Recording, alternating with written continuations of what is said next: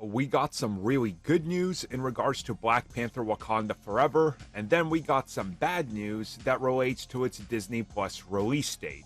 So let's talk about the good, the bad, and the you're gonna have to wait for this one, because it's making money.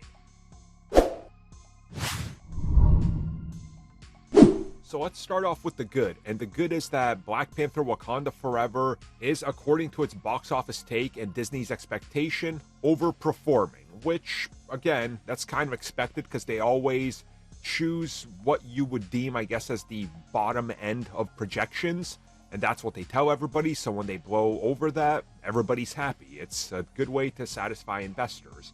Now here's where the bad comes in.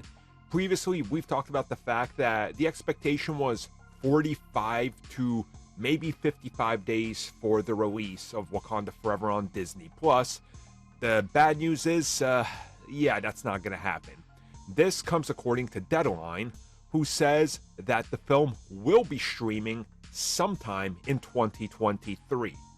January at the earliest, meaning that, as some people were saying, the 45-day window for this one is not happening. And again, it makes sense. They are going to be dropping the upcoming Avatar sequel in December. You don't want people staying at home going, well, why not just watch that new Black Panther movie?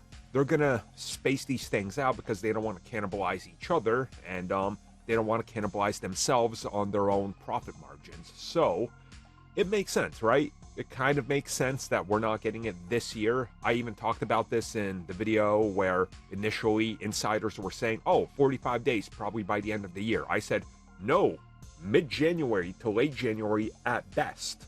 You want it out before Quantumania, but you don't want it out like a week before. So again, you can see what I was going for there by saying January. And one thing that I want to note about this is that Deadline says that it's a robust window with theatrical releases this year, and that one of the biggest highlights is Wakanda Forever for Disney. And they're not just talking about the film itself, they're talking about all merchandise.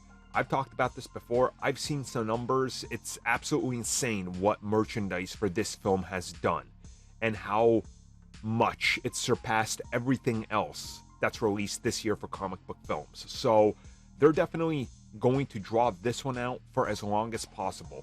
If this thing ends up pulling in a couple $1 million on a weekend, it's still going to remain in theaters because they know that there will be the people that go see it, and then the kid wants the toy, and that gets tied all the way around. So yeah, the wait for this one's going to be a bit longer than most people anticipated.